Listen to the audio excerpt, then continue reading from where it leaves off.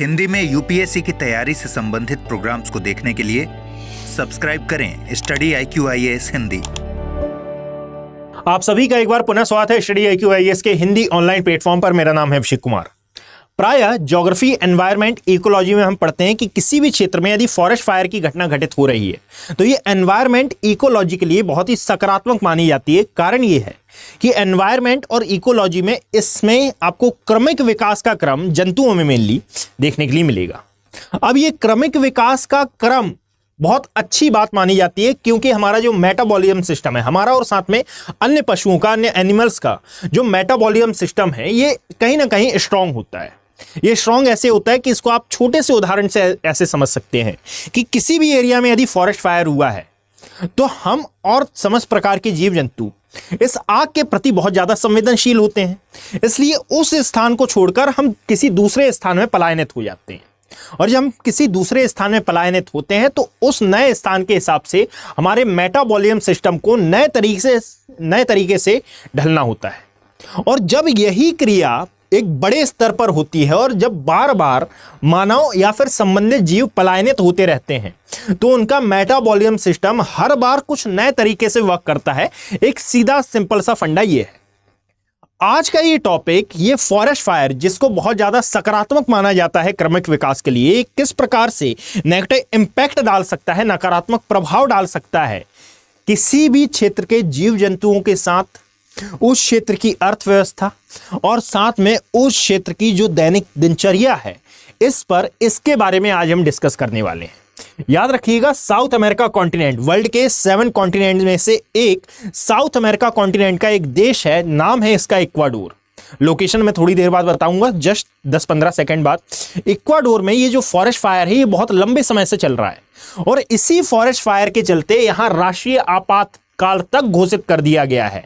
अब अकेला forest fire को जिम्मेदार ठहराना ये उचित नहीं होगा क्योंकि इससे पहले भी इक्वाडोर के बारे में काफी न्यूज़ेस आई थी जिसमें यह बताया गया था कि एक्चुअल में इक्वाडोर बहुत ज्यादा सूखे की स्थिति से जूझ रहा है और इस सूखे की स्थिति के कारण इक्वाडोर ने बिजली कटौती के लिए, ऊर्जा कटौती के लिए 14 घंटे तक लाइट गोल करने का फैसला किया है। यानी कि इतना ज्यादा सूखा हो गया कि वे क्षेत्र जहां से पनबिजली का उत्पादन किया जाता था, जो हाइड्रो पावर प्लांट्स थे, वे बहुत ज्यादा इफेक्ट हुए और इफेक्ट होने के कारण ये बिजली का उत्पादन नहीं कर पाए। और जब विद्युत का उत्पादन ही नहीं हुआ तो विद्युत की बचत करना, यानी कि ऊर्जा की बचत करना, इनकी मजबूरी हो गई।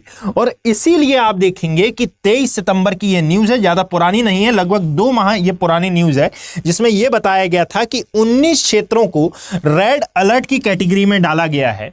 और यहाँ पर लगभग, यानी कि सुबह 8 बजे से लेकर शाम 5 बजे तक, ये तो कई इलाकों की बात है, कई इलाकों में 14 घंटे बिजली गोल है।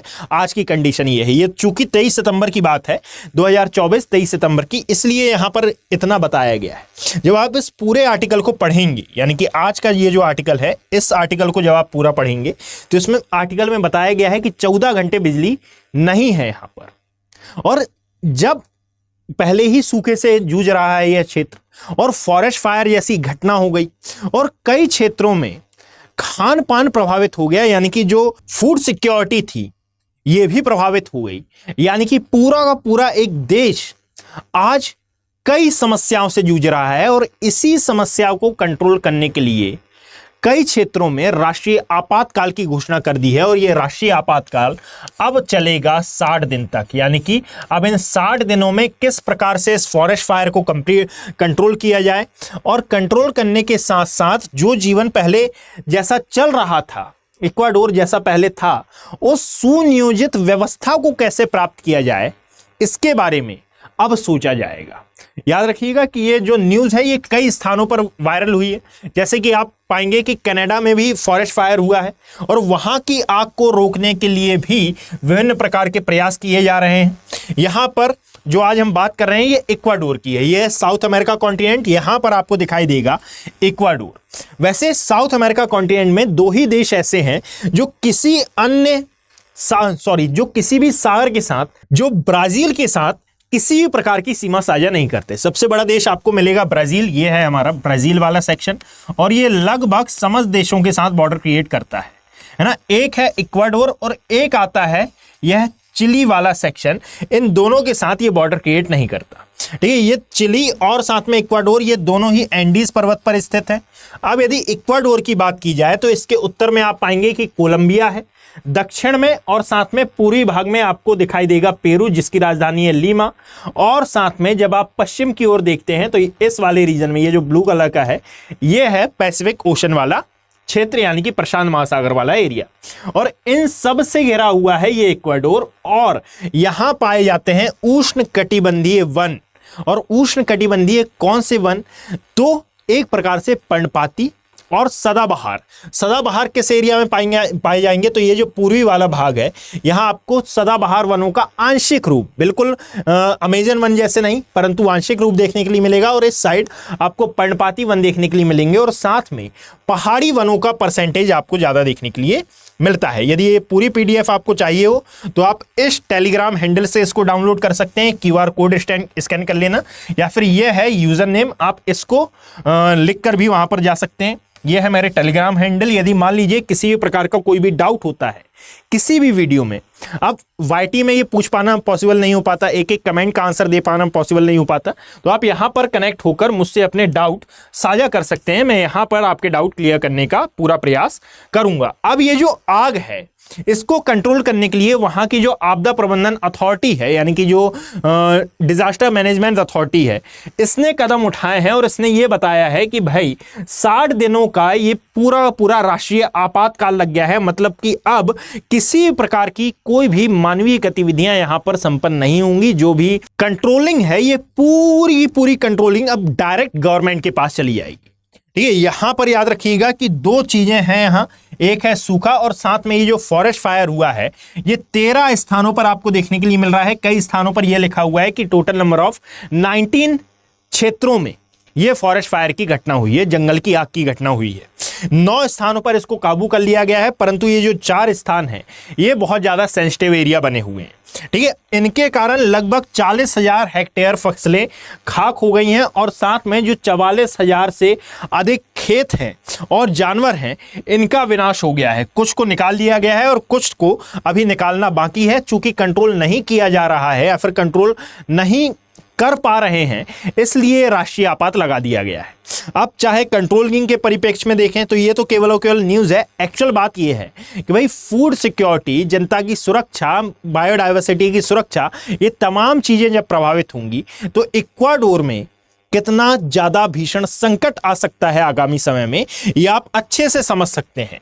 ये जो फॉरेस्ट फायर की घटना होती है, याद रखिएगा कि जो हमारी पृथ्वी है, इस पृथ्वी में यह है भूमध्य रेखा, यहां पर है कर्क रेखा और यहां आती है हमारी मकर रेखा, और इनके मध्य के क्षेत्र को नाम दिया जाता है उष्णकटिबंधीय जलवायु वाला क्षेत्र। और इस उष्णकटिबंधीय जलवायु वाले क्षेत्र में आपको अक्सर फॉरेस्ट फायर की घटनाएं देखने के लिए मिलेंगी। और ये जो फॉरेस्ट फायर होता है ये बेसिकली उन स्थानों पर होता है जहां आसपास कहीं ना कहीं उष्णकटिबंधीय घास के मैदानों की प्रेजेंट रहती है।